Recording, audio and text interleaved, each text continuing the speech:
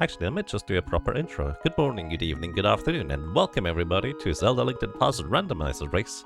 This is a tournament race qualifier, 10-minute delay on Twitch, and we will have a map, compass, and boss shuffle.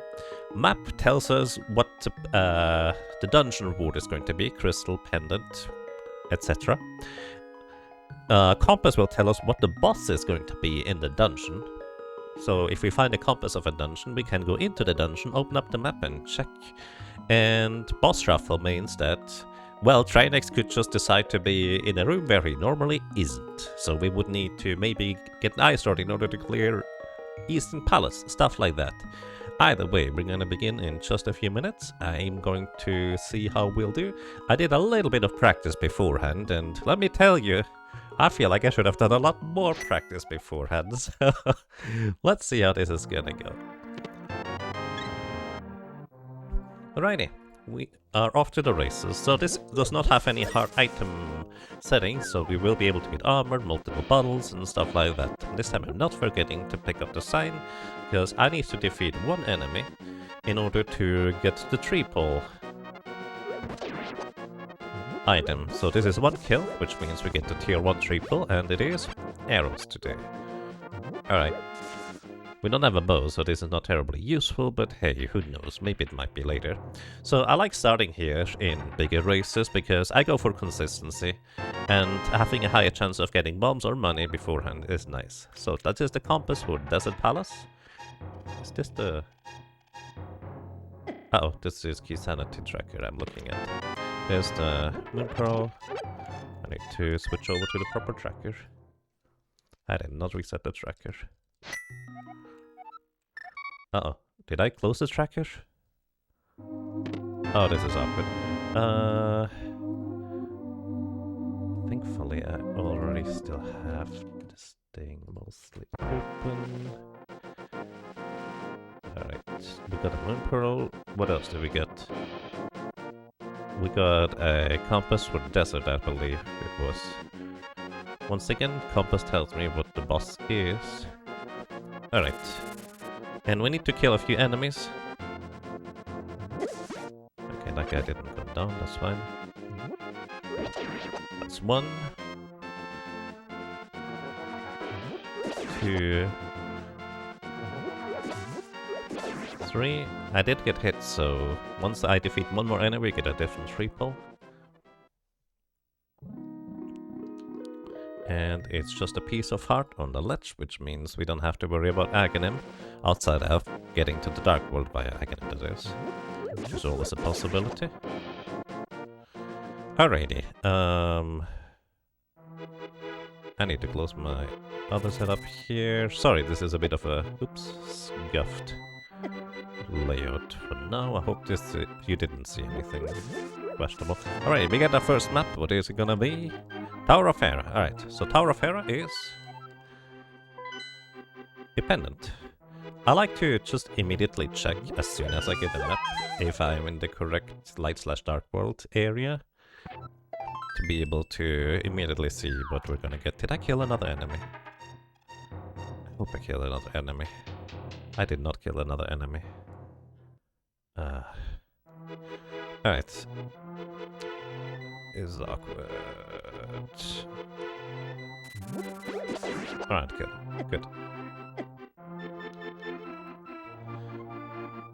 Let's see what we get as triple. Rupees. I mean, it's better than nothing, I guess, because 50 rupees would be able to buy us bombs. So I can consider going into the well instead of anywhere else. Can also try to see if guard drops anything. Nope. It's a 50% chance for most enemies to drop anything if they can drop anything. Certain exceptions apply, such as Hinox have a 100% chance to drop basically anything that has the bomb pack in vanilla. Don't unmark these yet because we don't have bombs. There's a glove, that's handy.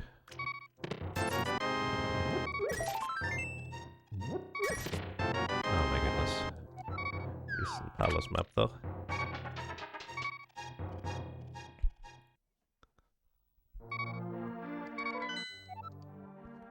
Eastern Palace is a regular crystal. Okay, this is super awkward as a start, but we'll get there. So there's this rock over here that has a 50% chance to contain a bomb. And I just need 2 bombs for the start here. 3 is better. Come on, 50-50, please. 1.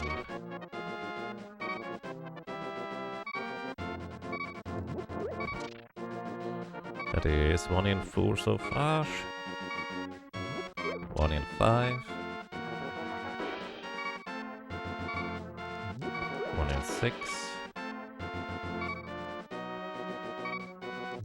1 in 7.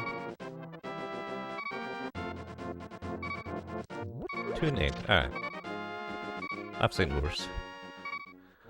Okay, now that we have 2 bombs, we can actually go and open up the walls and don't have to worry about items that we might be missing out. The thing is, we need 1 more bomb. But in here, we will get rupees behind the wall, so we will be able to buy bombs, so it's gonna be fine. The second bomb was hopefully going to be quick, so we get more bombs, it's fine. Map to desert. Hey, we have all the maps for this dungeon. To rock, that's a nice one too. Alright, we're gonna check desert immediately, hopefully I don't forget about it.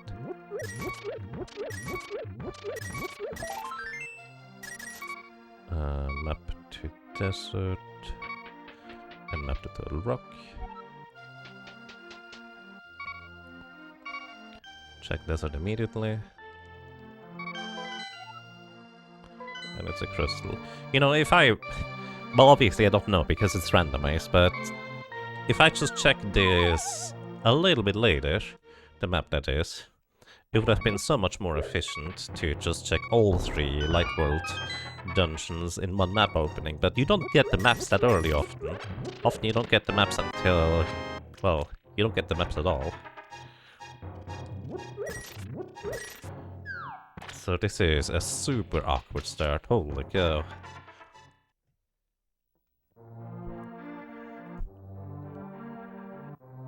I don't even have enough money for... You know what? I should have planned this ahead. I'd have enough bombs for now, I guess. So I can just do this. And grab 20 more rupees from the well. This is... a bad start. Honestly, I didn't handle it terribly well either, so that doesn't help. Well, I guess we get through eventually, but this should be a similarly awkward start for most people.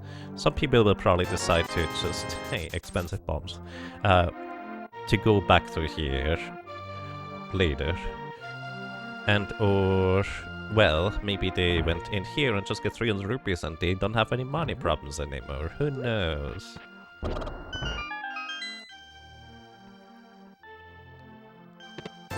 ₹20. I mean, that's nice. If I just continued on my path, I got the 20 rupees here and they would walk back up to the bottle merchant, but I mean, there's no way to know that. There's a Bombus medallion. This will make Ice Palace available at some point once we get a sword. You actually need at least a basic sword in order to use a medallion, because otherwise you can't use medallions. I'm not entirely sure why, but it's probably based on the animation. Alright, there is a book over there. And I'm not sure what to do with that information. What do we have over here? 20 rupees. Okay, this was an incredibly scuffed beginning already. When did I get a boomerang? I think somewhere in the area, didn't I? A boomerang basically enables me to check what the stun drop is. So I'm checking the 3 chests here in the back, hoping to get maybe a snake stun next to the bomb. These are not snakes, yeah, I didn't manage. Rats. There's one smoke key. There's a Titansmith's. Alright, Titansmith's would allow us to immediately go into the Dark World. So just visiting certain places later would have been easier, I guess. Oh well, it'll be fine. Maybe I should have grabbed a little bit of health here. So the stun drop is randomized. In the vanilla game, you just get a single rupee, which is not terribly exciting. Excuse me. But in randomizer, it can be 20 rupees, it can be a little heart, it can even be a fairy. Effectively, the stun drops can be quite useful, or it can also be bombs or arrows. Ganon's Tower, this is one of the least useful compasses because... Actually, is it? Does it tell us what the bosses are in Ganon's Tower? I don't even know. Because, obviously, Ice Armos, Landmollas, and Moldorm, too. Those are all bosses that are in Ganon's Tower. They are shuffled and randomized as well, so that's a thing. Alright, let's hope not to die in the mini Moldorm cave, because that is a possibility. Since I don't have any way to directly combat the mini Moldorms, I hope the mini Moldorm in the center here does not.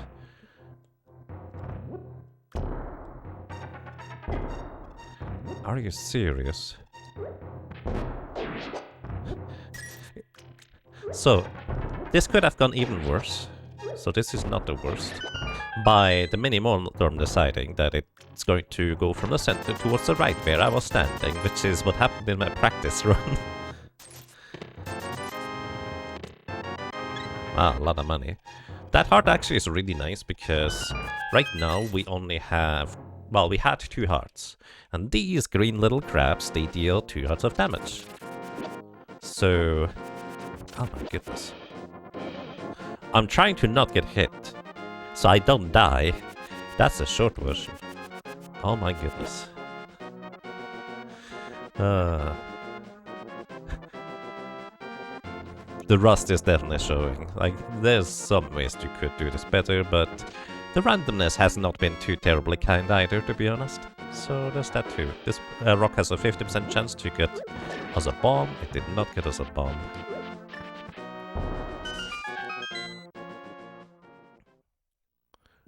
But hey, we made it over here. We're okay. And we are rewarded with 20 rupees. A lot of people like to skip this location here. Because, you know, it's kind of far out of the way. And I respect it to just not go over there to Ice Rod Cave. But the problem is, if it's like the flute or another item that you require in order to progress, like the mitts or a hammer. But yeah, it's one of those locations where if you just visit it later or never at all, you could save a decent amount of time. Also, I have barely any combat ability, so... Bomb? Didn't get a bomb. I'm not farming for it though this time. 3 is usually sufficient. So let's see how this is gonna go. We're gonna go into the Dark World over here, because this is the only way... Well, the only place I can go into the Dark World, and I would prefer not going into the Dark World for other purposes. Quite yet. Alright, I guess I'm gonna skip on the map check for Turtle Rock, because none of the information currently would be terribly helpful. That rock also has a 50% chance for a bomb, and it actually had one for once. Maybe I just need to not announce it. That's not how it works, but sometimes it feels like it does. Alrighty, Skullputs gives us a hammer. We actually have a weapon now. Please stop blinking. Thank you. I don't have much health. These things would deal a full heart of damage. Oh, right. Full heart of damage.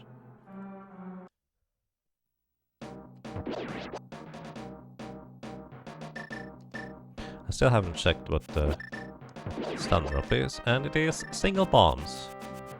That is actually kind of nice.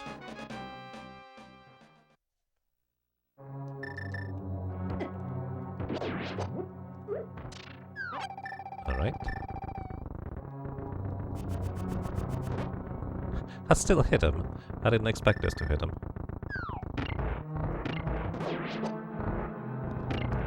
Bit awkward, but we can work with it. If I'm quick enough, the hand is going to be able to get me out of here. Yes. Big key. The small key is no longer guaranteed to be on the other side. But at the same time, I'm gonna risk it. So you could go and grab a small key under the pot on the left side to guarantee that you can get out of here instead of having to save and quit. But the chance of not getting out of, oh my goodness, getting out of here in time is very, very low. Like it's somewhere in the region of like 1% that there's no small key here and you did need to go and grab the small key over there. But I just hope that doesn't happen. So there's 3 more chests I can get in here. We did get the big key, so I will want to open up the big chest too. There's another item right here. That is for Skullwoods. Normally Skullwoods only has 2 items, but...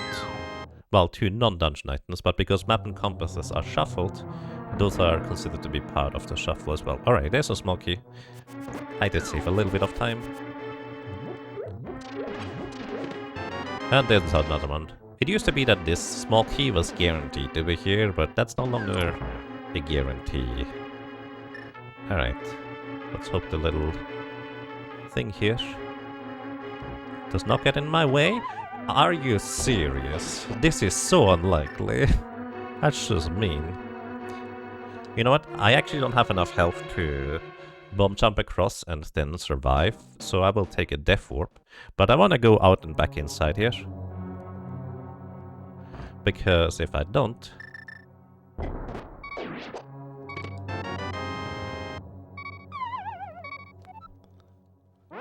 I would actually get save and quit located back to where I entered. And that was through the hole, so I would have to go and walk all the way back around the entrance. Still super awkward. It is not the friendliest of seats. But hey, everybody has the same experience. Unless they get luckier with their routing. Then they don't have the same experience and probably save a bunch of minutes. Or they might just be better at playing this game, which is entirely possible too, or they might just be more risk happy. Okay, that's interesting. We don't need this. Because Cane of Burner can be technically required in order to complete the game. But practically, Cane of Burner and the Cape fulfill the same role in terms of giving you invulnerability for magic cost. But the Cape also gives you access to that ledge over there, where we could get Cane of Burner to begin with, so because the Cape is required to get to the ledge to begin with, we can safely assume that we will get the Cape before we have to worry about anything else.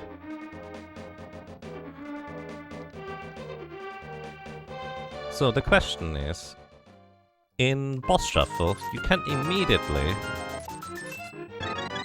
go to the boss in Thieves Town and just skip out on the backside of Thieves Town entirely, because that's a really slow trip to get into the backside of Thieves Town, let me be honest. But the problem with this is, of course, that we have very few resources. If the boss is a Trinex, if the boss is an Argus, or a Cold Stare, we actually currently cannot defeat these guys. I think all the others technically we can defeat, but also we don't have particularly good tools, so it's not the greatest. That was a sneaky fire barrel, just hiding behind there. I did get a small key. So that means we already have one dungeon item anyway, so I might as well go to the backside, I guess. It doesn't feel like a particularly good idea to immediately do backside in boss shuffle, but... well...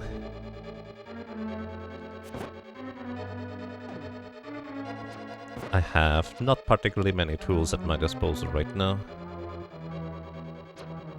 So I think I'm just gonna do the Thieves Town the normal way, actually. Instead of going for the boss immediately, we're just gonna go for it the traditional time.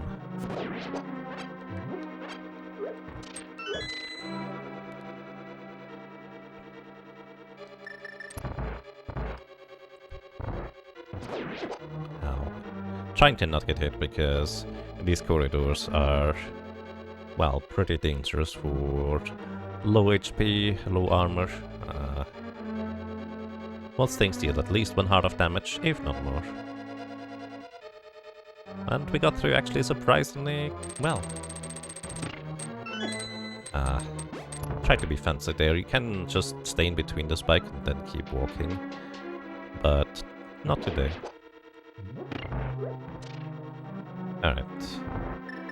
Switching to the boomerang because these guys deal 2 hearts of damage. So if they were to hit me, that would be very unhealthy. Ah!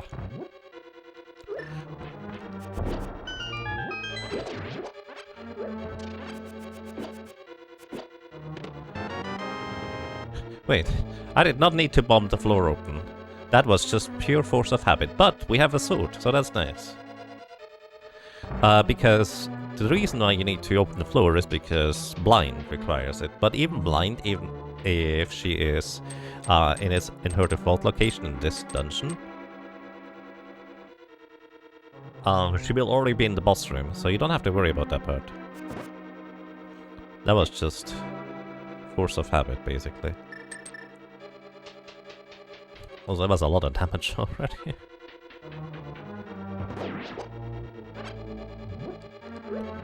I'm trying to not take as much damage, but the enemies disagree sometimes.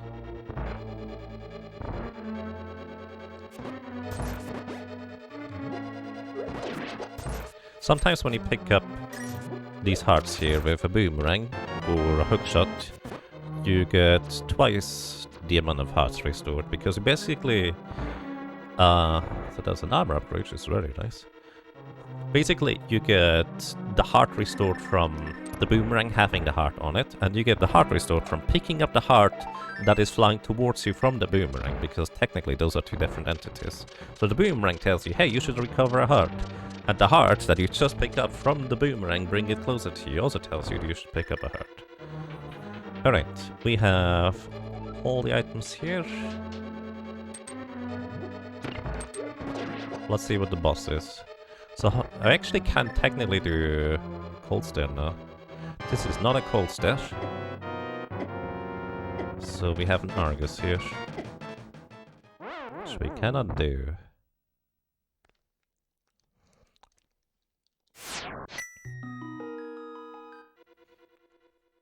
But we got a sword out of the back and an armor upgrade. Honestly, I feel like that was worth it. Like the sword in the back, it may not be required, so technically it can still be that I wasted my time by getting like 4 swords or 3 more swords in the next 5 chests or something like that. But generally speaking, it's probably worthwhile to grab that sword. So that's nice. Alrighty. We don't have a mirror, so we can't really do the chain of the frog delivery quest too easily. Also, by the way, I think there's only 1 Argus in the... Wait, no, there can be up to 2 Argus in the map pool. But if we need to do... Oh, there's a bottle. If we need to do...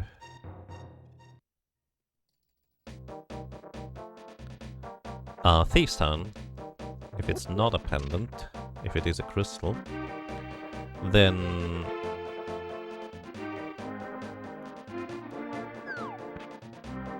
Did I pick up Froggy? By the way, if we need to do Thieves Town, because it will be a required dungeon potentially, we'll have to get a hookshot. But currently there's still technically the potential that we don't have to get a hookshot, because both Thieves Town and Swamp Palace could be not required. Although it's kind of really unlikely, so chances are pretty high we need a hookshot at some point.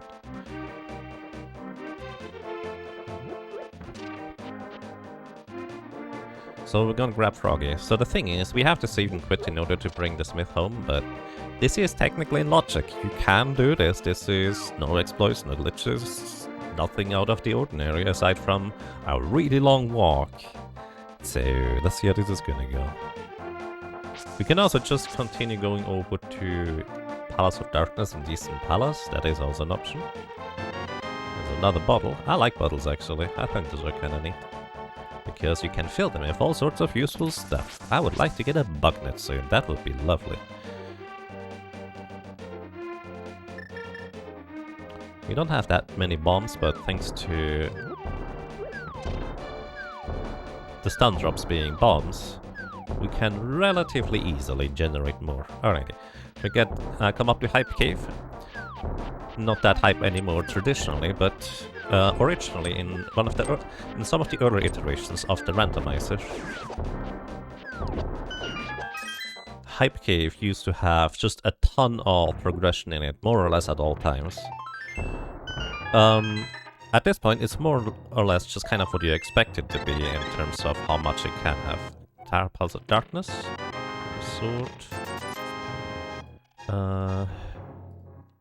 Pulse of Darkness, Boss. I don't know what the boss is. Do I just walk all the way up to Catfish? Maybe. Either way, let's check the map real quick. Okay, we know what the green pendant is, so we don't have to worry about asking Sazral about it. And this also dashes the hopes of some other things. Dark Palace and Skullwoods. Alright, Dark Palace and Skullwoods are...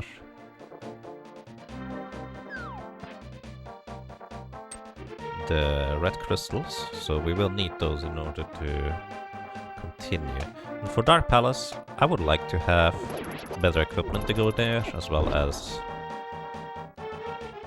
a bomb. So the thing is, if I go into Dark Palace right now, Palace of Darkness, the problem with it is actually that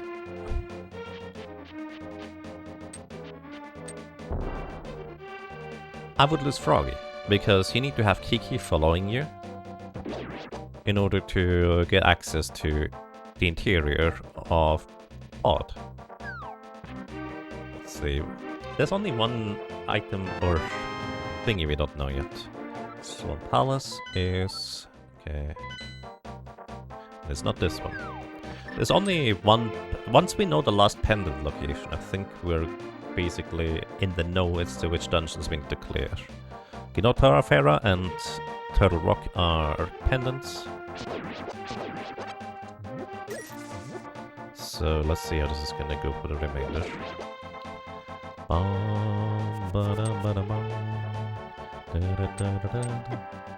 Okay, Boomerang does not like going around those corners, that's fair. Even though it can just fly over the bushes, the corners of, well, the slope is not that friendly. I like to have some more bombs though. I guess I've walked off the screen too early. Thank you. 4 is fine. It's rare that you need more than 4. Alrighty, we have almost completed the Froggy World Tour. Unless we get a mirror here, we don't need to worry about doing anything else. And...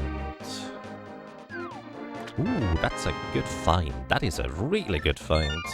Ice Rod, thank you. Because you don't know where Trinex is gonna be. So Trinex can be basically in 2 places. It can be that you don't need to defeat Trinex until you enter Genna's Tower, and then, well, you'll need the Ice Rod. Trinex is the only reason why you need an Ice Rod to begin with in this game, and having the Ice Rod before you need it is fantastic. At least in my opinion. Alrighty, we did get some bottles along the way, so that means we can also visit the Sick Kid. And Sick Kid will give us a random item.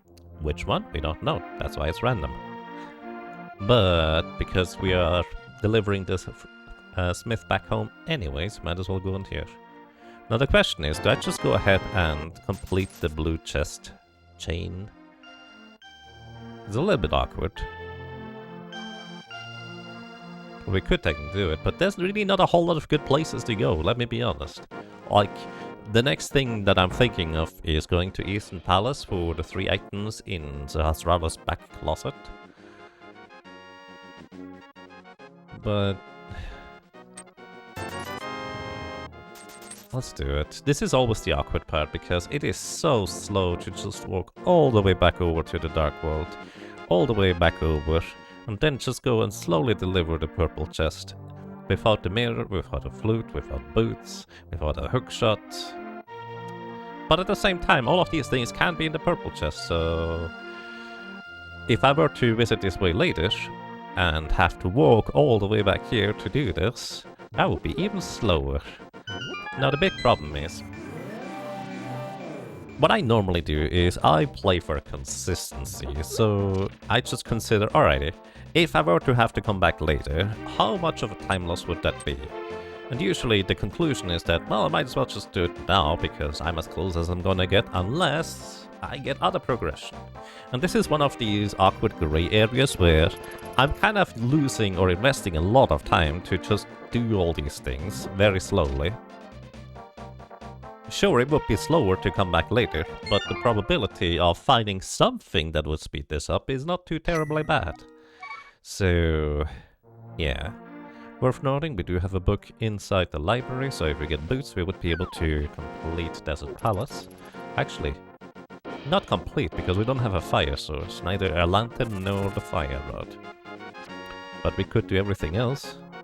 But also, I'm just walking over here because we also can go to Agina. Agina is one of these locations that is available early on, but most of the time I'm just putting it off until way later. Alrighty, purple chest delivered. Just a piece of art. Unfortunately, this is not what we're looking for. So, effectively, a lot of time invested for no good reason. On the bright side, we are right here to check two things. One is we check what is on the ledge over there.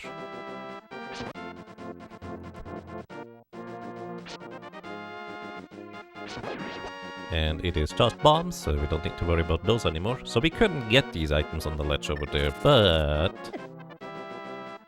we can see what it is. Which, in my opinion, seeing what an item is almost as good as getting it, because even if it's an item you need to come back to later, you will know where it is.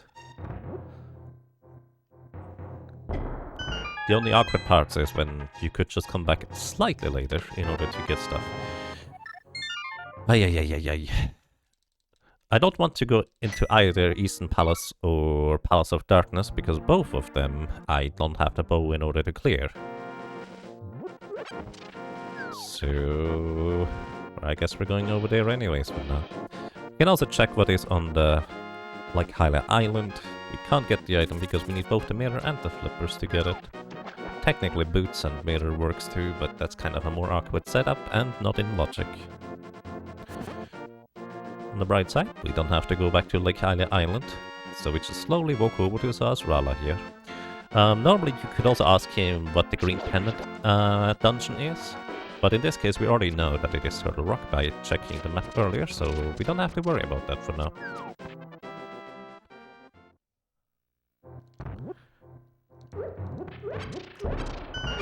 Maybe I don't want to have that much health, because I might need to Death Warp. The question is, do I go into Eastern Palace now? Oh my goodness, nothing. Do I go into Eastern Palace now, or do I go Palace of Darkness? The problem is, if I go Eastern Palace of Darkness first, I'll have to save and quit, because I can't do it the other way around. So I guess consistency dictates that I go Eastern Palace first, but the problem with this is that, at least in Palace of Darkness, you don't lose a whole lot of time double dipping it. Eastern Palace, you're guaranteed to lose like a minute and a half double dipping it. This is a real awkward seat, guys. I was mildly stressed because it is a big qualifier race and I'd like to qualify for the tournament. But the thing is, if you just happen to choose the wrong route, well, bad luck. There's a ferry there. I normally really like having ferries because ferries allow me to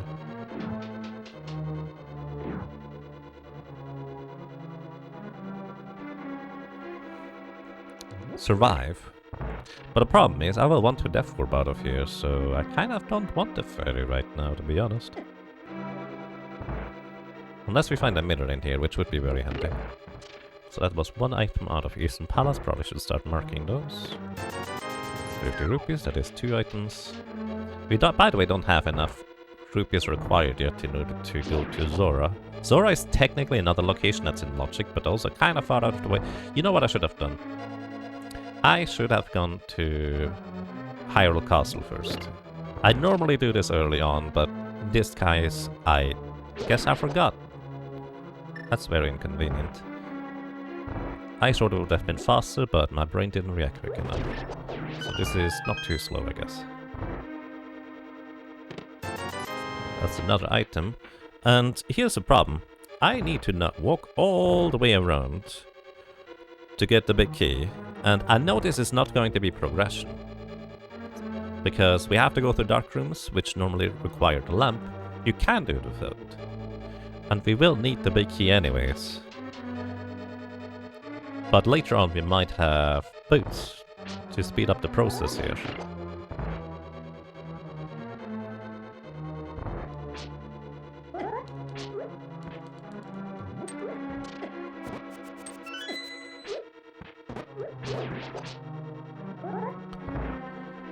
At least we have a sword in order to navigate in the dark reasonably well. Here we are.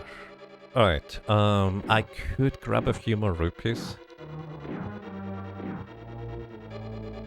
Because Zora. Honestly, that might... Well, I can also do Hula.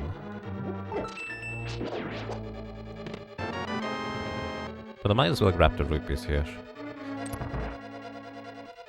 There's 90 rupees in the dark. I would need 4 more rupees to guarantee being able to go to Zora, which chances are decent we're gonna get along the way. So this is not in logic getting this big chest here, but it's going to be another item. And it's not a useful one. Well, actually, 3 bombs isn't even the worst. The problem is now...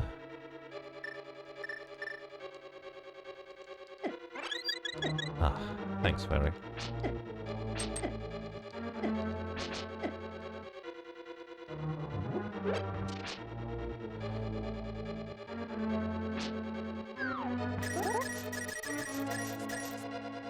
There's 1 rupee I missed. Ah, that's fine.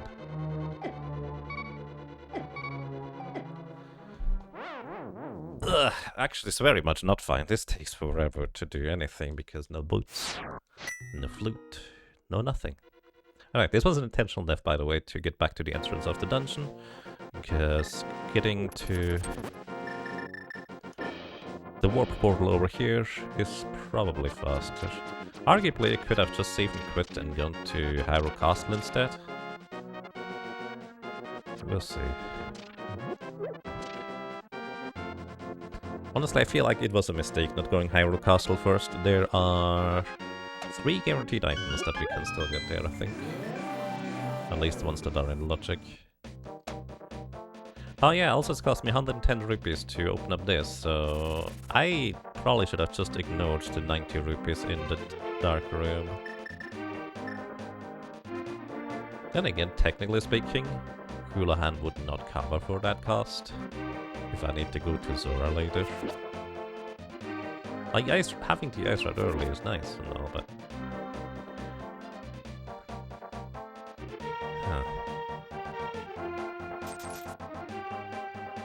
Thinking face. So I need 10 rupees for Kiki to follow you, and then 100 rupees for Kiki to open the door. Also I do the little wiggle there, because it's slightly faster for Kiki to walk behind me, rather than cutscene walk up before jumping. So basically I preserve Kiki's movement speed for slightly longer. Kiki's the little monkey. And without Kiki we would never be able to open up House of Dark. So this just guaranteed we can get. This is in logic. If it's a small key we can get 2 more. It is a small key, so we can get 2 more.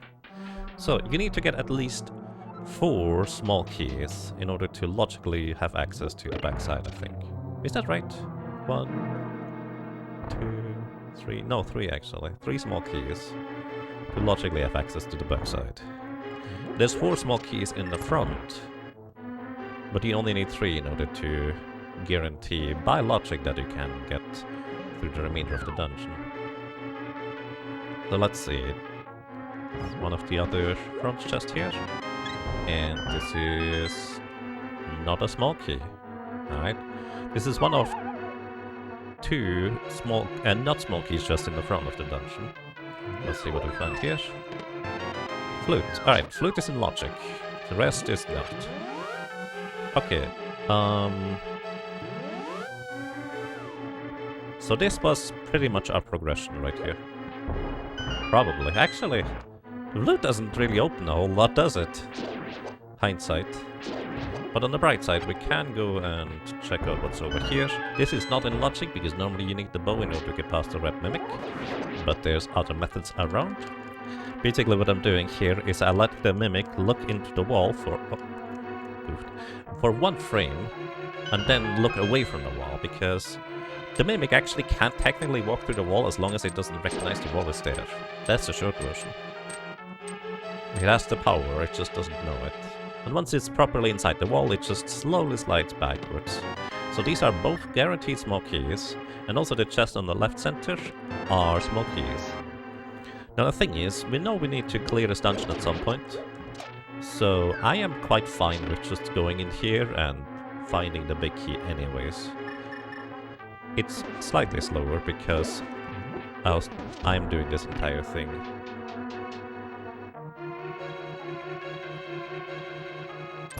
Probably without boots when I could get them later. And also without a bow. Oops. On the bright side, if you accidentally throw that bomb straight up, that guy always gets killed by it. Small key. There's also a lot of rupees back here now that I think about it.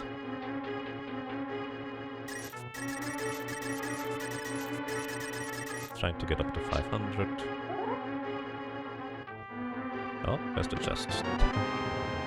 There's 10. Oh, also I know what the boss is. Oh, it's just now realized. Oh, it is, it's Rhinex. Excuse me, Helmasaur King. No, it's Rhinex. So we know this boss here is a Helmasaur King. So if we can get to the boss, or could get to the boss, we would be able to defeat him. So it's not a guarantee in Map Compass Shuffle. There's the big key. We needed that in order to clear dungeons, so no matter what, everybody needed to get here. Oh, normally have a dark map. Hold up. Zelda. No. Okay. We'll try to navigate without this. I normally have like a reference map open on the side, a picture, to be able to navigate the dark room. I forgot to open it. There's another one here. Alright. There's one item we will not get, which is on the boss. Okay, I actually managed to muscle memory my way through. We're good. So, the map counter says 11 out of 14, but we know that the other chest contains a small key, so we're good. And none of the other items were useful, unfortunately, so if somebody just dipped out of this dungeon here, they would not have missed out on anything. Alright, we have a flute, so at least some form of transportation.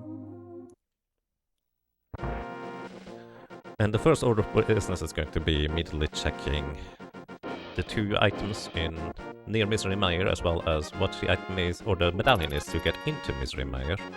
We do not have a hookshot or boots, which are required in order to enter Misery Mire, because otherwise you can't cross the gap at the entrance. So just that.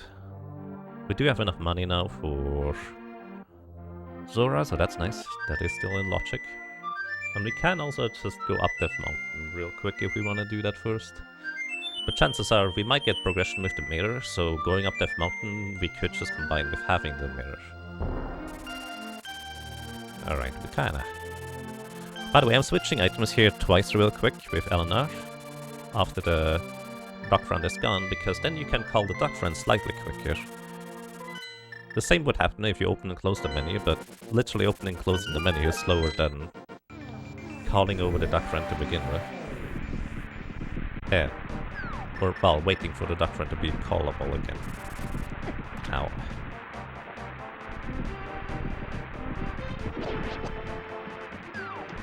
I didn't see it. It is bombos to get in here. Oh my goodness. Did I miss? I really hope I didn't miss a mirror. Not a mirror. A boot somewhere. Like in Hyrule Castle. There's another fairy! Thank you. We have all the bottles. 2 of them contain the fairy. Let's finally go into Hyrule Castle. I have the sneaking suspicion I've been missing out on boots this entire time, because we would be able to enter Misery Mire with boots. If it's the hook shot that I'm missing out on, I guess I could have gone up Death Mountain earlier for maybe other stuff. Either way. Oh boy, let's see what's it gonna be. We do have the small key of this dungeon already. So that means the Dark Corrosive does have an item in there too. So I would like to do a Death Warp. So I'm going to try and start taking damage efficiently along the way. And I also don't need to kill this upcoming blue guard. He has a small key in him. But we already have a small key and we won't need both in order to proceed through, so we're just ignoring him. Alright, this is not the chest. That chest was the only one available before we got the small key, by the way. Because technically speaking, you could kill the guard and grab the small key and go through the sewers to the backside. And the developers of the randomizer coding have to account for that you could do that if you wanted to, so that's a thing.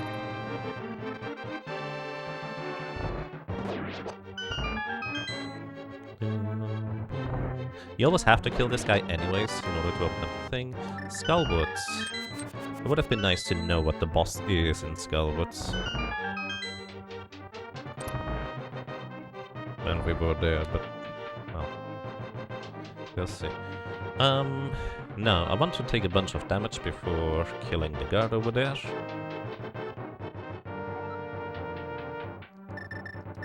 What I can do is I can freeze this guy, and he acts like a pot in terms of how much damage it does. I need to make sure to not die to this guy.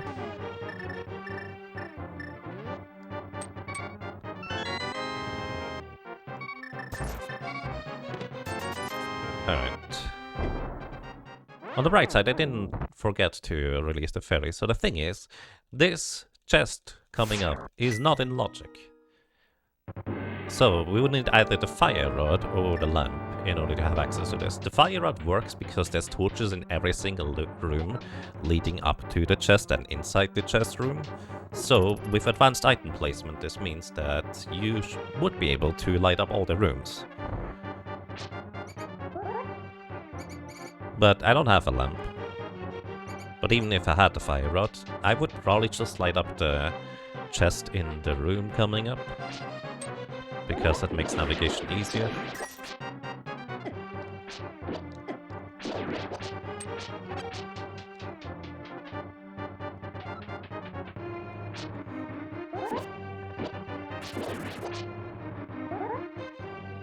Alright, I missed it. That's alright. I have a setup. Oh, stop that. And there's nothing useful. Oof. Wasting a lot of time here. Like, this seat has not been friendly to my type of routing whatsoever.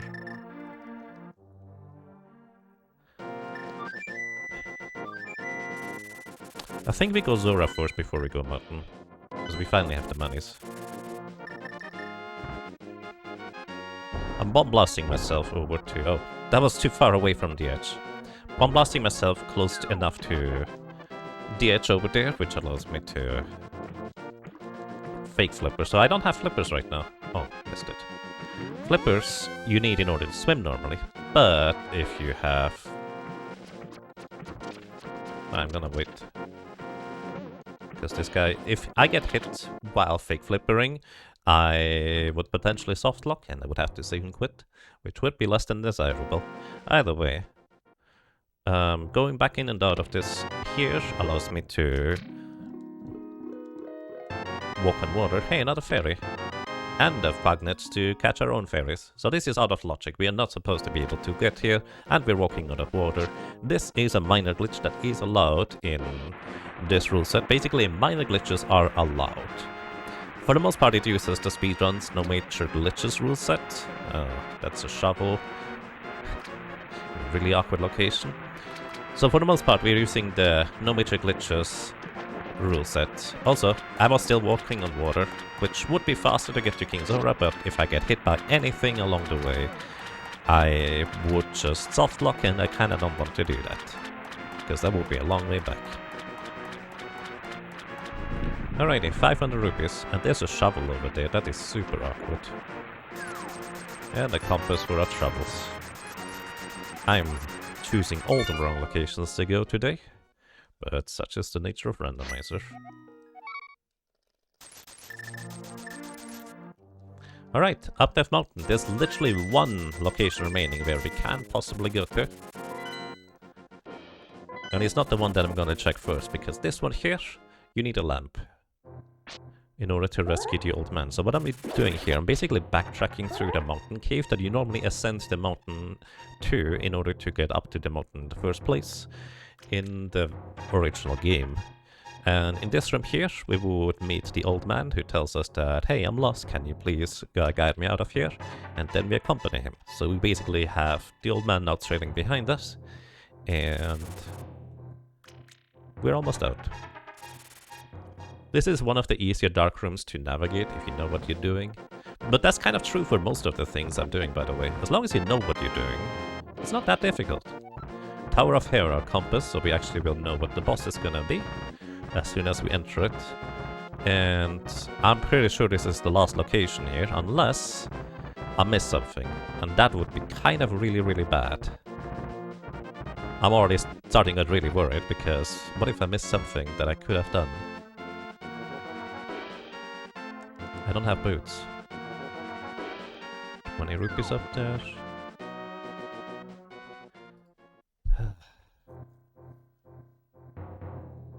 Somebody going up the mountain early would be rewarded heavily for this seed, I think. Alright. Wait. I guess... this is awkward. Okay, flippers, at least that much. I'm relieved that this is in fact a progression and I didn't forget anything, because that's something that happens. But we're still slowly walking. Now, what I'm hoping personally is that it is not the item under the bridge, because that would be really awkward. Since a lot of people like to just immediately go to the homeless guy under the bridge, and most of the time it's just a waste of time. Because it's not in logic when you do flippers. If I have flippers, I immediately go here too. But without flippers, most of the time it's just a waste of time. Please be like rupees, or a bugnet, or something like that. I already have a bugnet. Okay, it's rupees. Good. Thank you. I appreciate that. Now the awkward part will be if the next step to progression is going to be the shovel on the ledge, because... well, actually, no, this is fine. If it's the shovel on the ledge, most people are not going to... well, I guess some people would be able to grab it along the way, but... excuse me. So far, the nature of this beast has been that it's been a super awkward seed, and unless you happen to get incredibly lucky with your exact routing, it's still an awkward seed. Alright, we do have Bomber's Medallion in order to be able to get past these icy guards. Literally, we can't go any further unless you defeat these guys, which you can only do with fire rods or Bomber's Medallion. This is the guardian at the entrance here, specifically, that you need to defeat. And there's going to be one chest later where we need to defeat one of them, plus normally colds there. Speaking of boss, I didn't see that in time. It's blind. Alright, so the boss here of this dungeon is blind. Also, let's see if I still remember how to do this.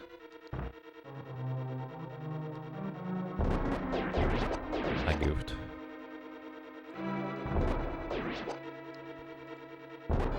Not the worst, but I goofed. So I used up a lot of bombs, I just realized I really shouldn't have used that many bombs. Do I have a Kino Samaria? I do not have a Kino Samaria.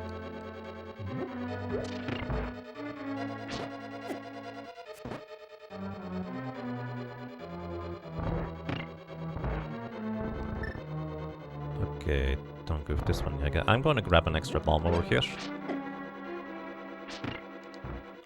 Armor upgrade is nice. We need one more bomb in order to get across here. We also get one bomb back here.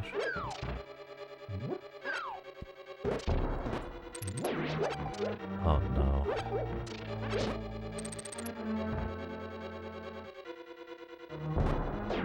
Don't miss the bomb jump, Jager. Don't miss the bomb jump. Wait, if I've managed to stun enemies and kill them, they give me bombs. I don't think I have a way to stun enemies. None of these are stunnable. Alright, don't miss the bomb jump, Jager. This would be really, really bad.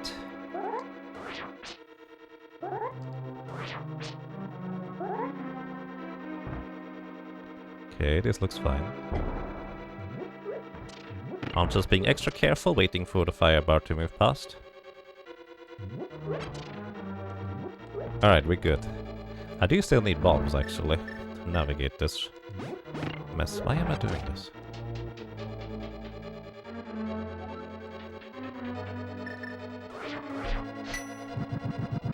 Normally I would use bombs on these guys, but I don't... Wait. Can you freeze those? You can't stun them. If I had ether, I could freeze them. I don't have a small key.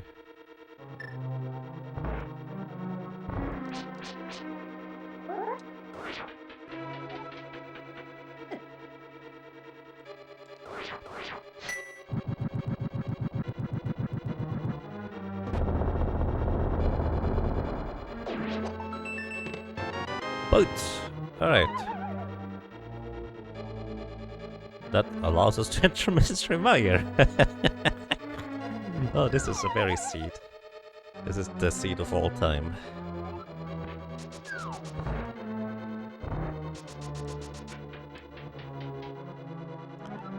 I can't stun you guys, can I? What's your drop pack? I don't know, they don't drop anything!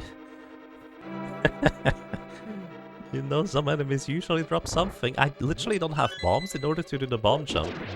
This has to be a small key here, right? Wait, even if it... Yeah, actually, the chest needs to have a small key. Wait, even if it does, it doesn't matter, does it? I cannot go back up. Not without a hookshot. I need a bomb, please.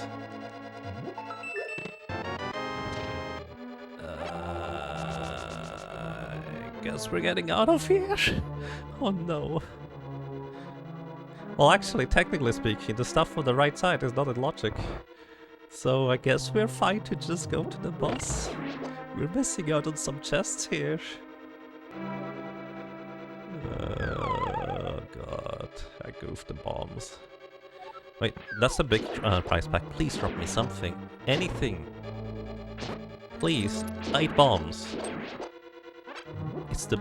Wait, that's the wrong prize pack. Ow. Are these different, I guess? Alright, we are to the boss. At least the boss should be doable. I have a fairy. This is blind. Blind takes 3 hits for each phase, no matter how much damage you do. And normally you like to script the boss, but you can only really do this if you get the exact same start every time, which is easy to do in Blind's default location. But in this one here, well, you don't get the same start.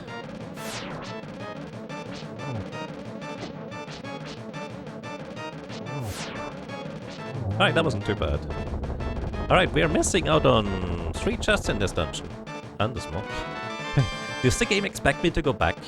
And it's pendant, holy crap. Alright, we know all of the other dungeons are crystals. I'm not going to go back yet. Getting back into Ice Palace at this point is not too big of an investment, so we're just... It's fine? Question mark? I'm so confused right now.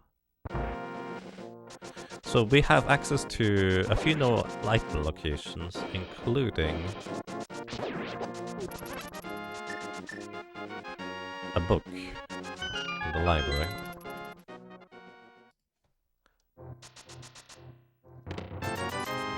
At least we're not slowly walking everywhere anymore, so that's a big plus. And everybody probably had the same experience. Well, or a similar experience through here. My execution likely cost me a few minutes, plus I'm not getting all the items out of the dungeon, but technically speaking, if I never have to go back, I'm saving time not getting those items in Ice Palace. But if I do have to go back later, it's a big time loss. Alright, this was not a progression. So fun fact, the book doesn't... Well, that's not true. The book in fact does.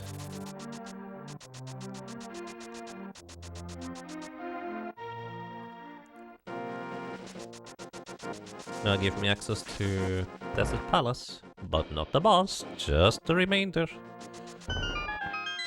Do we go Desert Palace first? I think we go Desert Palace first. Because we don't have a mirror. So I would have to save and quit from Misery Mire in order to go Desert Palace.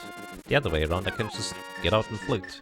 The downside, of course, is that this is kind of a slow way into Desert Palace, because this animation here takes a while, and the main entrance is really not your best location to start this dungeon. I need more bombs. I should have bought them while I was in Kakariko. Bit late now. I also should go and buy a powder potion, but I'm kind of hoping to find the mushroom before I do so it's gonna be more efficient. Do I have the mushroom? Pretty sure I don't have the mushroom.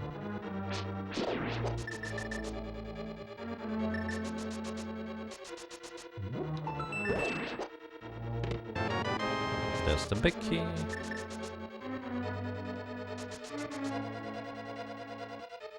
Do we have a compass from here? We do. It's armless, alright.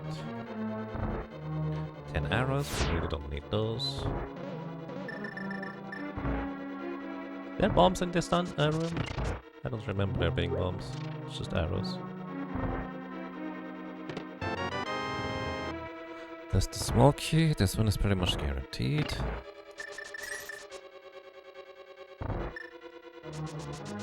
Actually, it is guaranteed because it literally can't be anywhere else.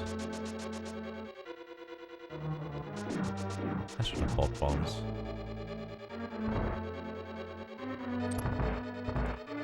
You know, if I kill those guys, I get bombs. Hindsight. Hyrule Castle map is the worst one, and we really don't need it. And this is the last thing I can get from here. I still have a fairy, so I don't want to try and Death Ward. Wow. Nothing in here. Again, I am taking the worst road, it feels like. Misery Mire it is! Technically.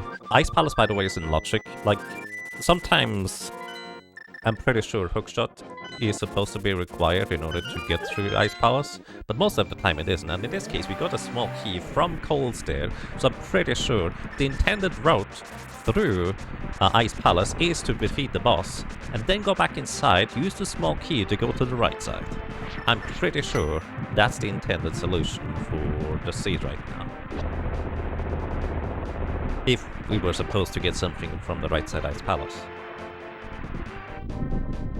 I would have gotten everything on the right side first if I had bombs. But I didn't have bombs, so here we are. Oh my goodness, I have no ranged option. I have to walk to the enemies and bonk them. This is going to be a super slow first room here. Can I hit you still? I can still hit that guy. I'm surprised I managed to do that in time. And this guy, please don't walk away, thank you. Alright, welcome to Misery Mire. We need a Queen Mario to get to the boss. I don't think I have a compass for this boss. So I don't know what it is. So if it is Trinex or Argus, I couldn't do it.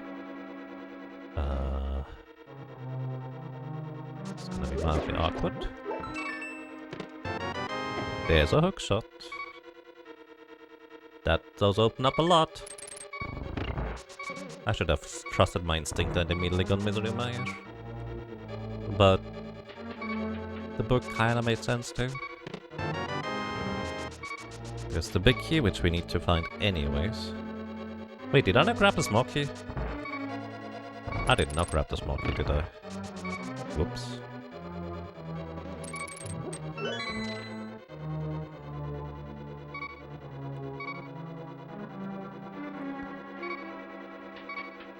I do not have a fire source, actually, I just realized.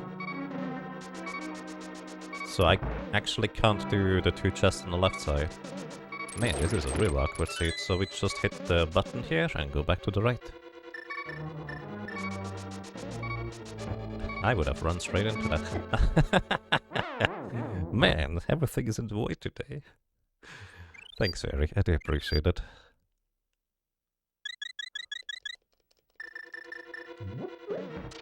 Hit the switch, please.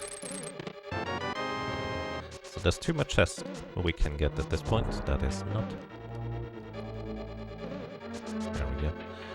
How we want to do this? Running through the. I should know that. Oh, whatever. Wait, there's 2 snakes. I saw one snake go to the left and just like, alrighty. That thing is out of the way. I don't have to worry about it anymore. I can just walk. Oh, there's a second one. That's marvelous. Excellent disguise. Hey, there's a lamp. That's nice. No, wait, no, we can't do the left side now. Do you have a small key to go through here too? I've never walked through this locked door this way around. That's a first. Alright, lamp is nice, because we can now see in the dark rooms, and it allows us to fire stuff. Wait, don't hit that guy again. We already did that, Yaga.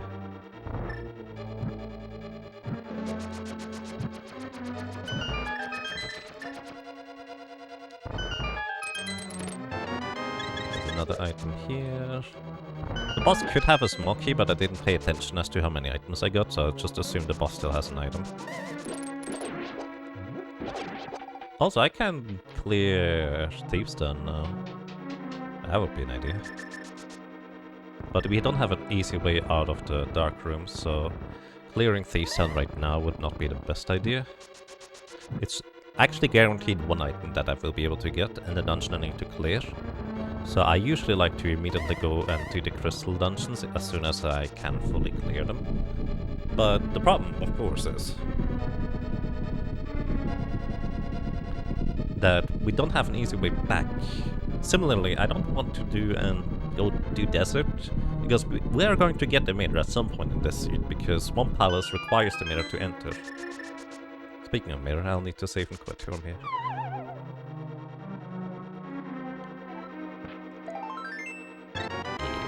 Alright.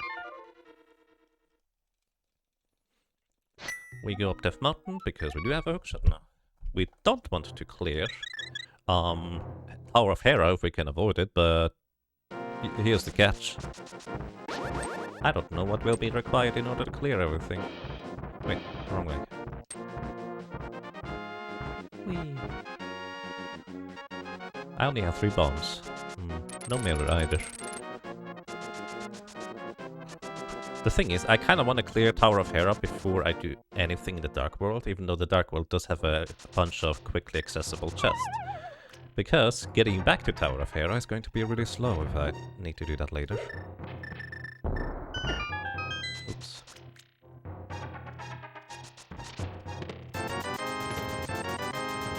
There's the sword.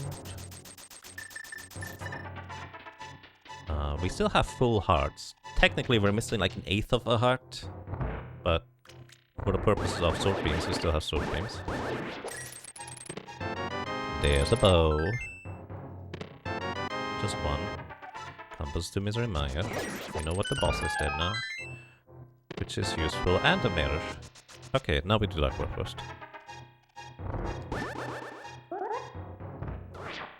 Alright.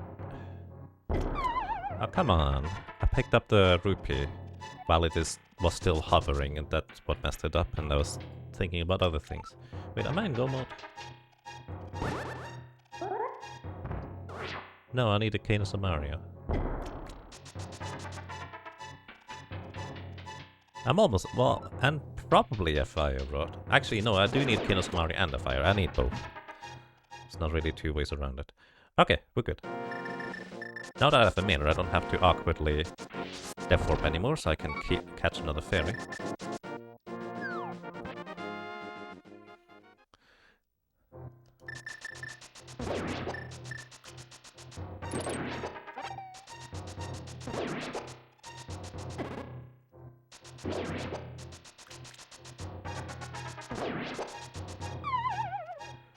Alright, we're finally starting to make a bit of progress here.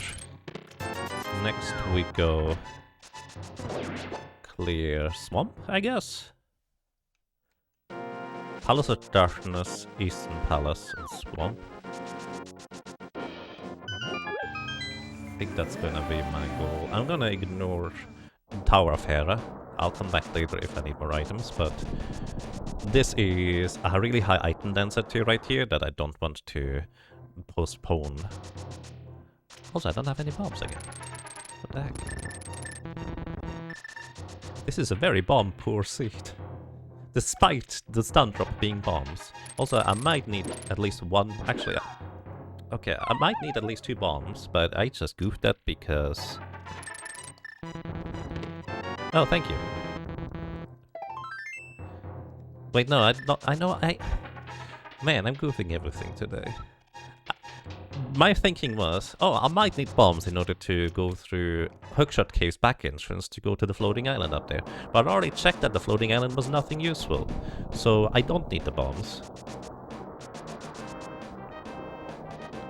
There is quick. We're gonna float away from here, go back over to Tower of Hera and the bomb at the Ether Tablet later.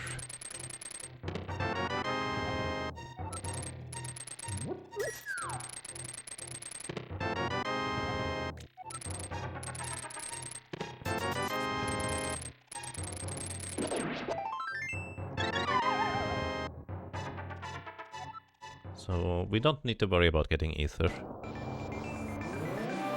At least unless my brain... I think it's quick. I am not sure. Either way. We're going Swamp Palace immediately. Because I can fully clear it. Wait, why do I not go... Oh, because I don't know the boss. Wait, hold up. Do I not know the boss of Swamp? I do not know the boss of Swamp. This is a poor choice to go into Swamp immediately. Because it could be Trinex. This is not a good idea. This could cost me a lot of time. If this is Trinex...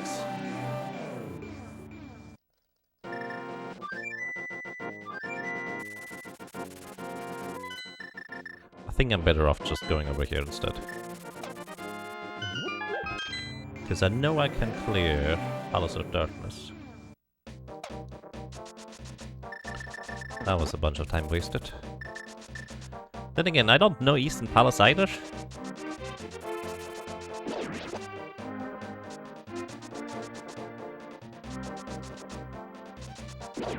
Oh no. Did I keep up with my compass marking? I know Skullwoods. Well, I have a compass at Skullwoods to be specific. I know it's Helmasaur King in Palace of Darkness. I don't know Eastern Palace.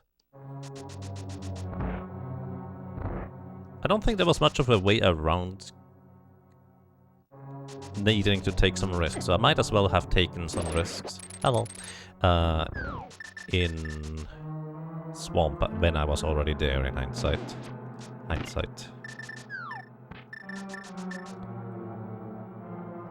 Alright, I'd like to have sword beams, thank you very much. Hey, bombs!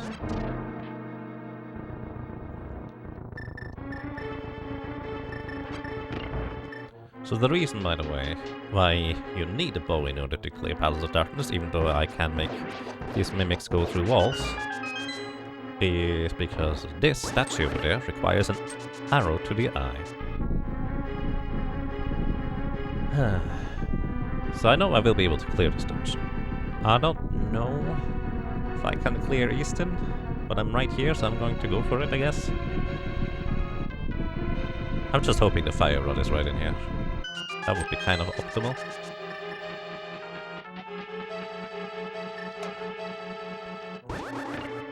Then I guess... Oh wait, I can't do Skullwoods. I technically could go do Desert, but you would want to do Desert at the same... What am I doing? You would want to do Desert at the same time you do...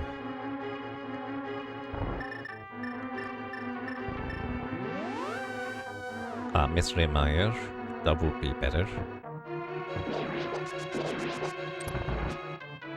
Alright.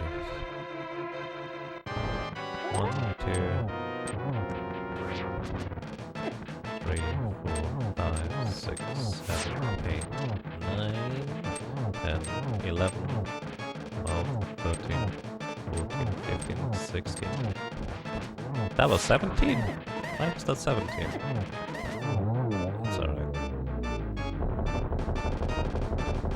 Normally you want to wait ever so slightly to destroy the last piece of the mask. Nice palace map. Pick it up, please. Okay, hope it's not Trinix in here. I'm gonna check the map as soon as I enter.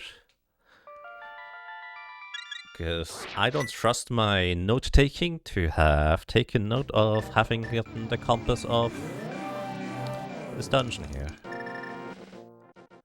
Let's see. Unfortunately, my note-taking is accurate, which means I don't know the boss of this dungeon. Ay. So, it's not Trinix?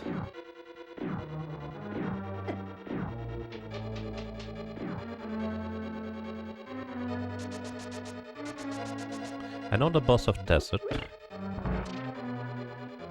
And Thieves Town. Oh my goodness.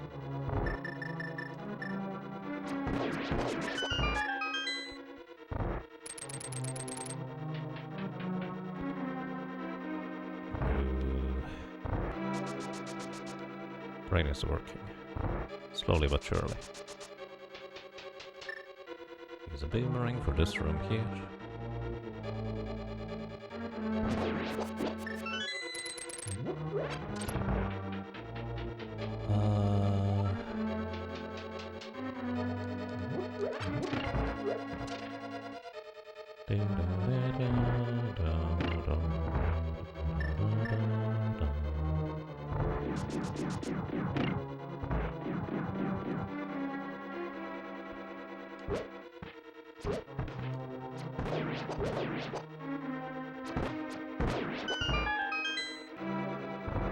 The reason I turned around there, by the way, is because if you have sword beams, you overwrite the damage that the arrow does with sword beams, which sword beam damage is 0 on these guys. Alright, we're good. This is a Moldorm. 1, 2, we're good. Moldorm is probably the easiest boss when you fight him outside of his usual confines. And getting a gold sword is nice. Really not all that necessary / useful, but it's nice. What do I do next? I guess Desert is nice and quick.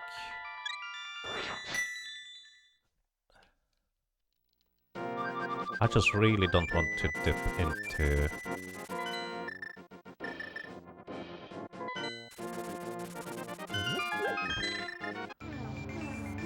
I really don't want to dip into Swamp without having Fire Rod. Because I know I'll need the Fire Rod, guaranteed, because Skullwoods requires the Fire Rod in order to clear the dungeon. I should have continued running. This is not a good location for the mirror. Hindsight.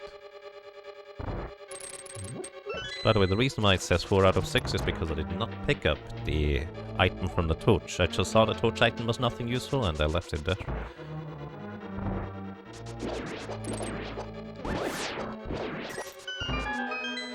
Oh yeah, I also need Chaos of Mario.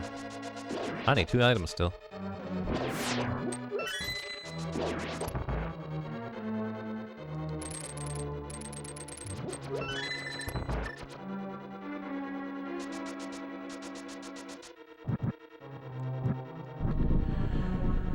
Alright, we're gonna get...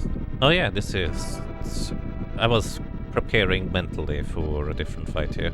Also, I do not have silver arrows, by the way, in case you're curious. It's just my track here that I kinda goofed, and I should fix sometime, because it only has silver arrows.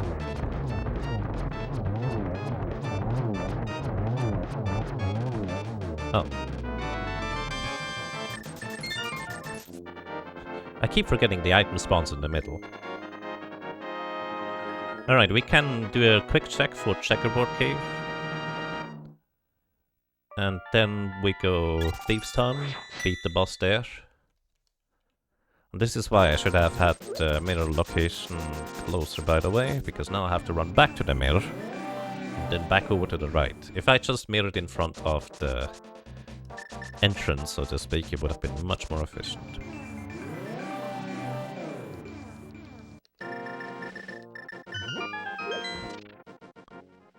Alright, and we get nothing here, that's good.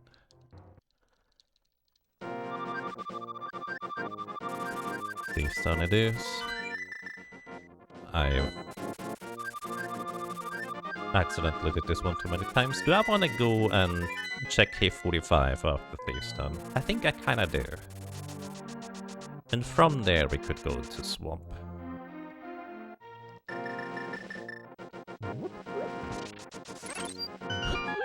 Oh. There's the 1 in 8 chance that a fairy pops out of that bush. And it just ruined my hookshot.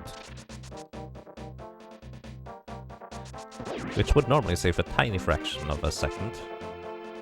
But in this case it doesn't, because I hooked shot the fairy instead of the rock.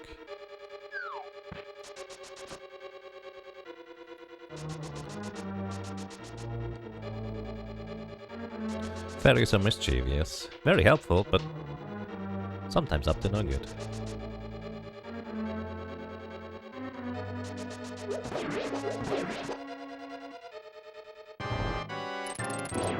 What?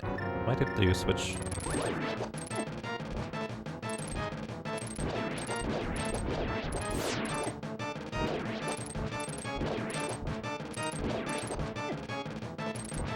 Oh my goodness.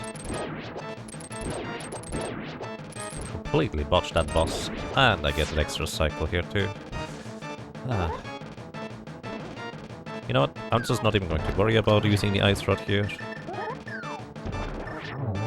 The item appears in the middle, Yaga. Hey, I remembered! Might be the first time I remember this run. Okay, we get a red shield, not what we're looking for, but we get the last item of this dungeon. And here's the thing. We did get a gold sword. So the thing is, the difference between getting a gold sword and tempered sword is minimal in terms of time gained. So somebody who skipped out on the backside of Thieves' Town here probably would have gained a good chunk of time, because the only useful thing back there was the sword. The sword might have been useful enough before that it would still be handy, but I'm not sure.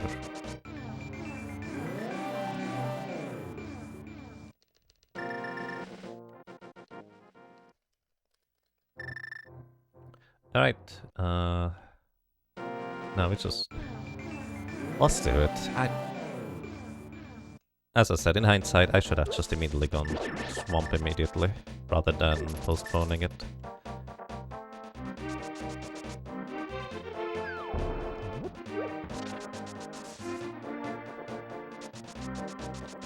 Ow. I wonder, is it theoretically possible for Turtle Rock to not require the fire rod? I guess if there's neither a small nor a big key on the right side. Is that possible? Can that be?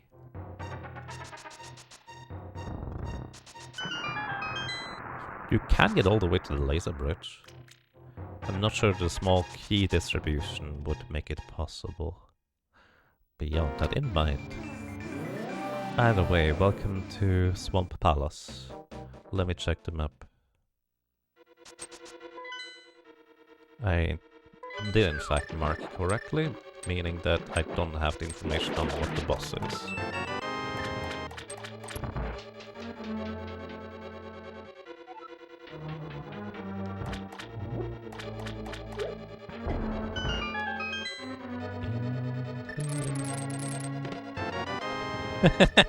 Its first chest has the fire on. Oh no. Hey, on the bright side, we have a fire rod now. Do we go for the boss directly? I just need Kinosumari at this point in order to win the seed. Little Rock is going to be a non-issue at this point.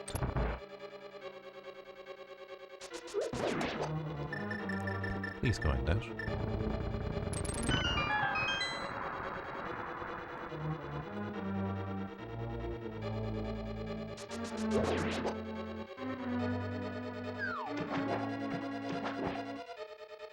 Do we go left side first? This might be one of the rare instances where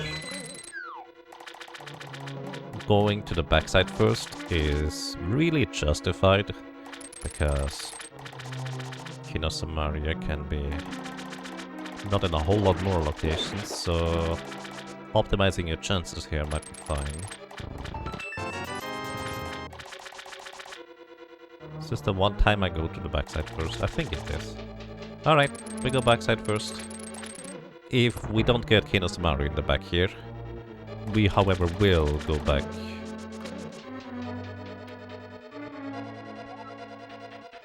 And do the remainder of the dungeon too.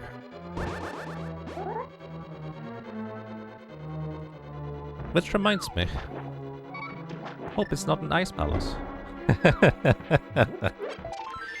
That would be really awkward. Hey, there's a big key. We're gonna come back in anyways. Maybe I should hope it's a nice palace, if everybody did the same run there. But oh, there it is. Hey! It actually paid off going to the backside first. We're good. Alright. Do I need bombs? I don't need bombs. Let's go. We're in go mode. The only thing that could speed up our progress at this point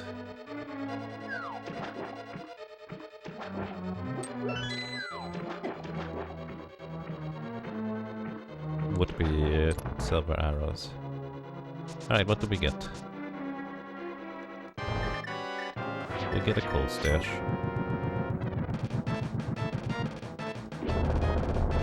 Gold sword and fire rod shots do the same damage. So as long as I can just hit all of the parts with the gold sword, it's just better. So, hey! There's the silver arrows. Alrighty, so in a sense, I did kinda lose a bit of time going away from...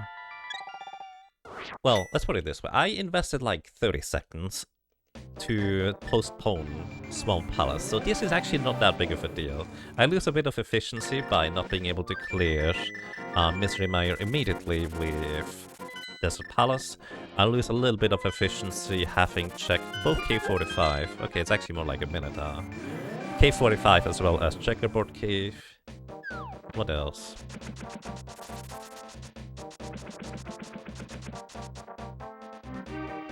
Then again, I would have gone left side Swamp Palace if I went in there earlier. I would have gone left side first, so actually kind of, for my routing strategies, it actually pretty much evens out. Like, funny enough, I didn't really lose any time compared to how I would normally route otherwise. Which is a strange thing to say. But because I pretty much never skip left side Swamp, these days anyways.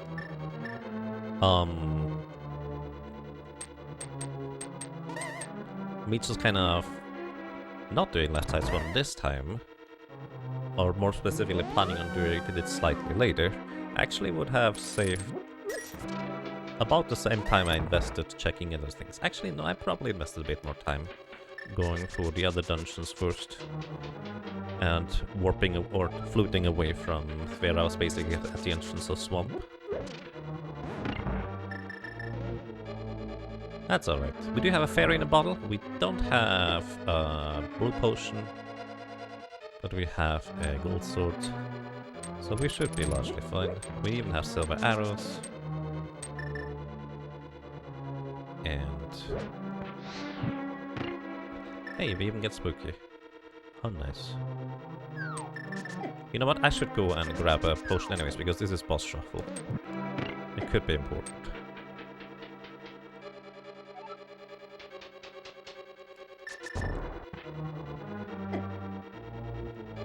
Oh no.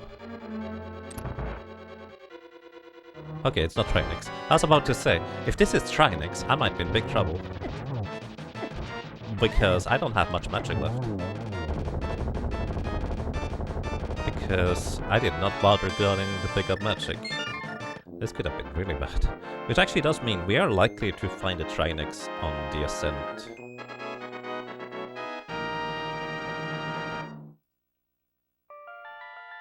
So I'm definitely going to go and buy some blue potions here. I think it is worth for the safety. Because basically we have one fairy in a bottle, which is cute, and helps us stay alive. The problem is our magic. Because certain bosses require magic in order to defeat them. We're just gonna do this. If I were to buy 2 blue potions, it would actually take me slightly more time, and I really don't think I will need these potions anyways. This is just for backup. So I'm saving like half a second buying 2 blue potions, and instead only buy 1 and the green one. Technically speaking, what I could have done is just only bought a blue potion and then been out of there too. That would be an option. I only have 10 arrows remaining, which should be enough because we have silvers. Alright, the arena of the boss coming up is very small, so there's actually a lot of bosses that can't be over there. Like, you can't find a Trinix in Skullwoods. There's just not an option because there's just not enough space. So they excluded Trinix from being possibly in Skullwoods over here. But it could be Helmus or King, which is still a very tight gap, so to speak. Some of the more awkward bosses are also Argus. What else is awkward in there? What? What's that? Honestly, I guess you could say there's not really any not awkward bosses in here to fight anyways. So there's that too.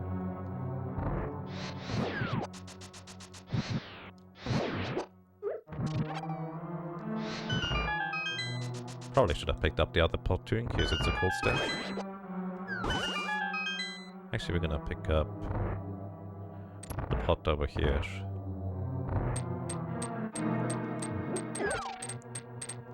And the arrows too, because I might need them. So if it's cold stare, I would need...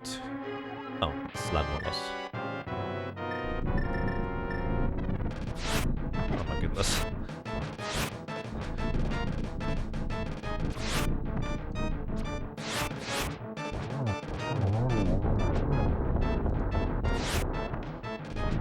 As mentioned before, there's not really many bosses in here that are not awkward to fight. The floor still scrolls. I think it normally stops after you defeat the boss, but I guess not in this case. Alright. Into Gunner's Tower we go. I still scrolled over there. I don't think I've seen that before. It's probably because Land Mollusk consists of 3 bosses that explode or something. Okay, we can actually go through, thank you. Wow. Alright, let's just go. I wanted to do the quick run through there, but Boulders decided otherwise. Or cabbages. Some people once called them cabbages, and I kinda like that idea of just gigantic cabbages rolling down the hill. And somewhere in the distance somebody's yelling my cabbages. I have not seen Avatar. Maybe I should someday. Because people seem to really like it.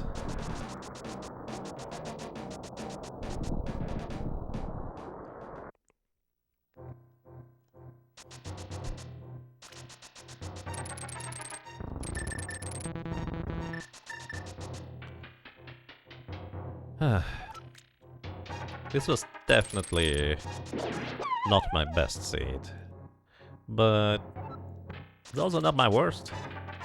I feel like I'm very much average in this one right now.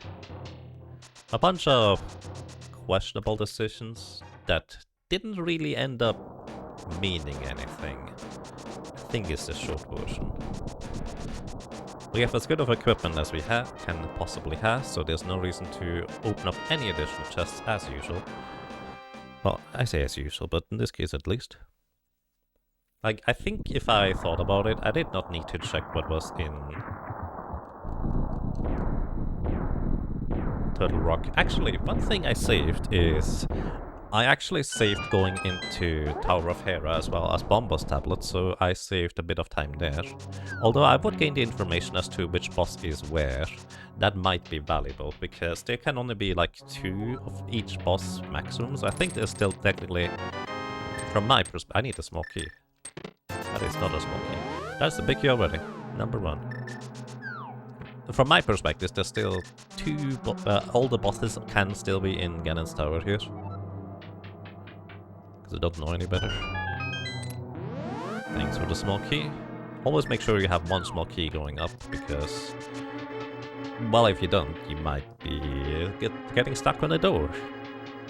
And those are kind of difficult to skip. Well, impossible to skip with no major glitches. I goofed. Hey, these guys drop bombs. There's the bomb drop packs. Oh my goodness. Thanks for the arrows. You don't hold up here in this room, because if you just stay and dash immediately, you can dash through the key door. Otherwise, you have a high likelihood of bonking on the key door instead.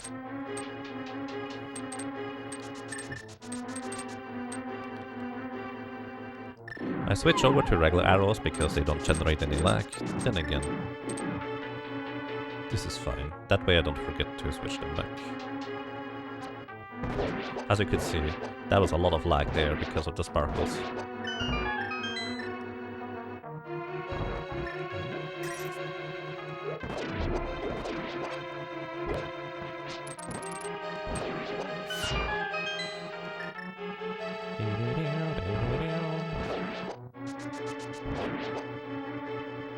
Not bad.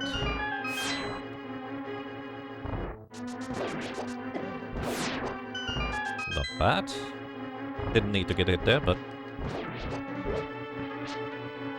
really not bad actually. Okay, this looks like a Trinex.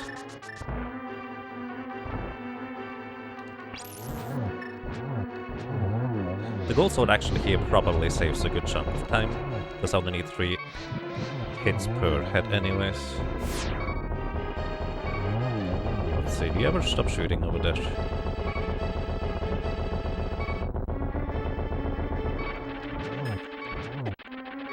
I have a fairy, so we're good. This is the advantage of actually making sure you have safety items. Oh, right, you could actually lead the Trinex, also high shell. You could lead the Trinex outside, and you would be fine too. Because then he doesn't have to explode and you can just go to the next room. I forgot about that part, that could have saved me a few seconds. It's one of those weird locations where, because Trinex is one of the few bosses that can just straight up decide to go out of bounds, you can save a bit of time by leading it out of bounds, and the game thinks, oh, there's no more enemies in the room, let me open the door for you.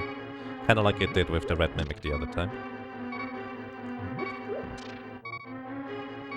Alright, we're gonna use a blue potion here. Let me just use it the normal way, because this is just a full refill. I don't have the powder. We still have a green potion, which is a nice backup. I do need the small key from this guy. Thank you.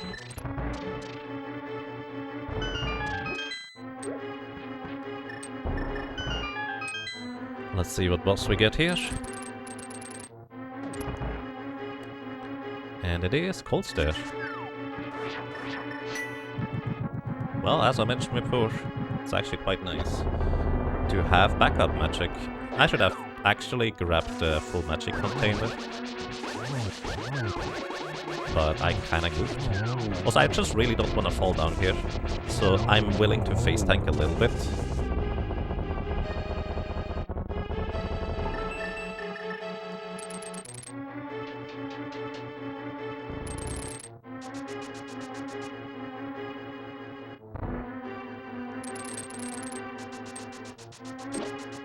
Okay, we still have a green potion if we need it. Okay.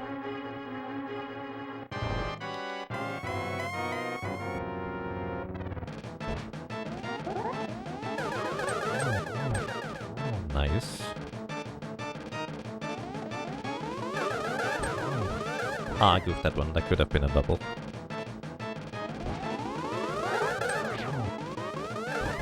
No. That actually mattered. Alright, thank you. Ah.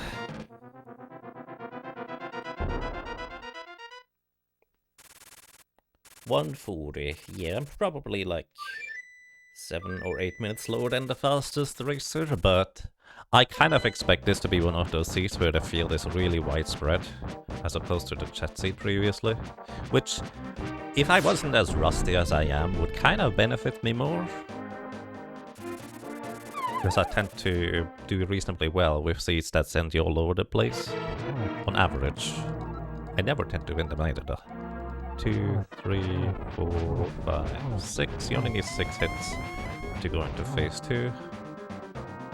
1, 2, 3, 4, 5, 6. You only need 6 hits in order to phase 3. With the gold sword specifically, it's 12 hits with tempered sword, or 12 spins if you have the master sword, or 6 spins with the tempered sword. Basically, it's a variety of ways of how you can technically think about it. Most of the time, whenever you charge up your sword for a spin, it deals double the damage. Except the gold sword, with one exception that I know of, doesn't actually deal any more damage if you spin.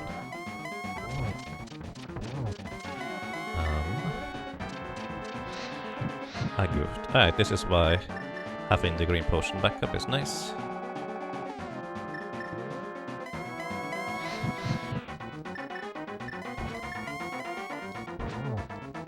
It's not gonna be quick enough, is it? It actually would have been. Oh no. Alright, we're good. Ah, that was super awkward as a fight too. Alright. But where's my room? Okay, we're actually doing pretty decent, I think. I think we're doing decent, guys. Done. I never look at the race room until I'm done, by the way. So even if it was the last one, I wouldn't know until I finish. Shovel, the most important check in the game. Oh. Yeah. That shovel was kind of in the back of my head the entire time. By the way, this is... I don't know if this is randomized or sponsored messages. Like, basically, speed gaming needs to, or the tournaments need to run too, so occasionally they decide to put in messages from people that donate money to keep the entire thing going, which is really nice. But that was kind of an oddly fitting thing right there. Alrighty, but we finished in 10th place.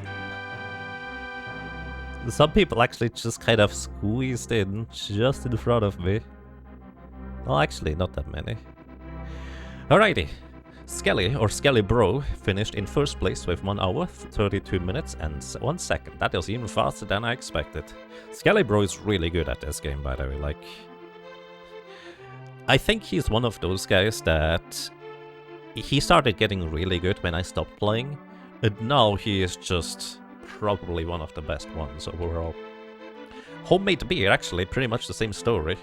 Homemade Beer has finished with second, 1 hour, 35 minutes and 39 seconds. TJ Joel, I've seen this name before. I don't know much about it, but it's kind of pretty much the same story with most of these people. If I've seen the name before, chances are they were playing, but not really on my radar, because they might have just needed some time to improve, and now they're all the way at the top. And Naldo is one of these people too. High Roller, Structural Mike, Tracespire, and 2C, as well as Aster. All of these really strong players from what I know. Some of these names I don't know. I've never seen Tracespire before, but all of the others I've seen before. But all of them beat me. I'm 10th place with 1 hour, 42 minutes, and 14 seconds. Then Arcane, actually just 7 seconds behind me. That's pretty close. Titos, Lana Bean, Kairo Rukawa. Hey, Freddy finished 15th. That's really good still. Nice. Freddy is awesome, by the way. What else?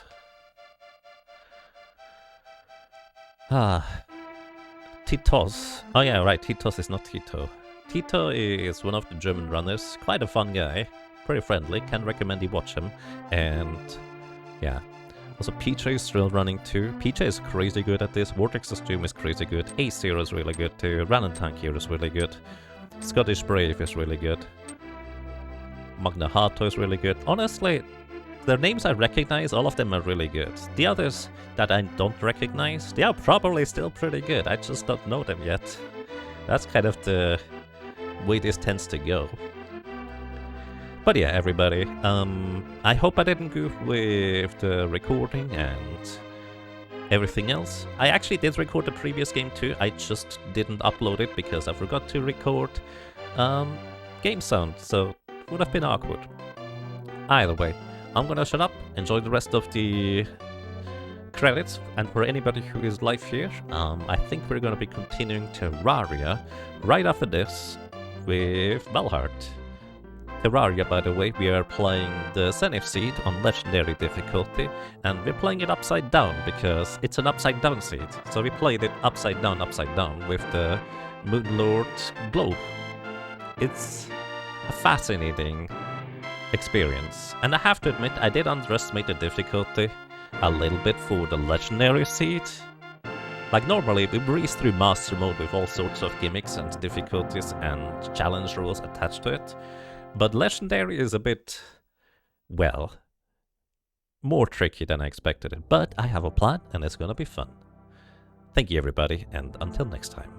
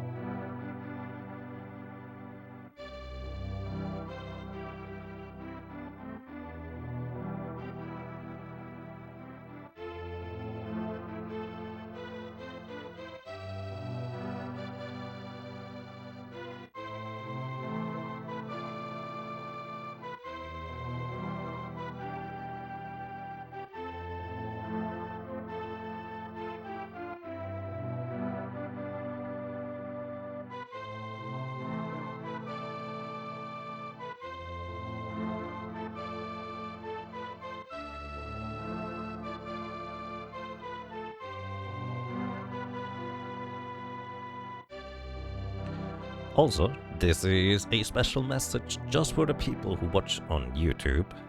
Hi, I hope you're having a nice day.